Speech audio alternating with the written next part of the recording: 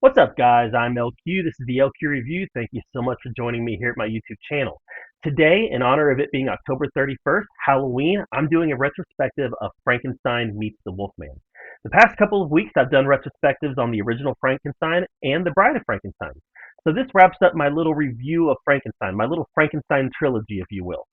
So, of the three movies, Frankenstein meets the Wolfman was the most cinematic. It felt the most modern. And that's probably a product of the fact that we live in an era of superhero team ups. But this one felt like a story that could potentially be told today. And that was kind of refreshing after watching the first two.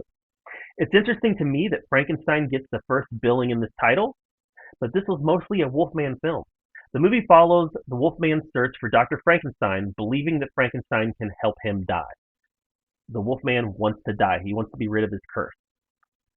There are references to previous Frankenstein films. I appreciated those references because it was some nice world building. World building these connected universes, it's not a new thing. It's been happening for almost 100 years now, and Marvel just happened to do it really well at the right time. The fight between Wolfman and Frankenstein's monster occurs in the last few minutes of the movie. Honestly, the fight was pretty fun. It was way too short, but it was a fun fight that lived up to the promise of the movie. And it was that nice conclusion, that nice bow at the end of the film. The movie really made me mourn the loss of what could have been Universal's Dark Universe. There was potential there. I hope Universal revisits this idea one day because this movie shows that it is an interesting concept. A lot of these Universal monsters have overlapping themes of death, life, and how power can corrupt. It could be an interesting universe if done correctly.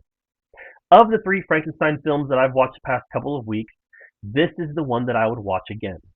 Like the other three, this was pretty slow and it was exposition heavy, but it had a nice payoff and conclusion. And when movies can stick the landing with the finale, we often remember them fondly. And this is a definite example of that. So, would I recommend Frankenstein Meets the Wolfman? If you're a cinemaphile, absolutely. If you're a normal person who maybe you're a high school kid, a college kid, maybe you're a younger person, I don't know, and you're not a cinemaphile, you just like watching movies for fun. I don't know there's a lot to get out of here. I don't know if there's a lot to get out of this because um, it is still so old fashioned in the way it's filmed, the set, the design, just all of it as a slow, exposition heavy story. But if you're a cinemaphile, I really think you're going to get a lot out of this because I know I did. All right, guys.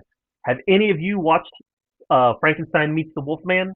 If you have, let me know what you thought of it in the comments below. And what is your favorite of the three? Frankenstein, The Bride of Frankenstein, or Frankenstein Meets the Wolfman? For me, I would go Frankenstein Meets the Wolfman as my favorite, and then the original Frankenstein, and then The Bride of Frankenstein. But that's just me. Let me know what you guys think in the comments below. All right, thanks, guys.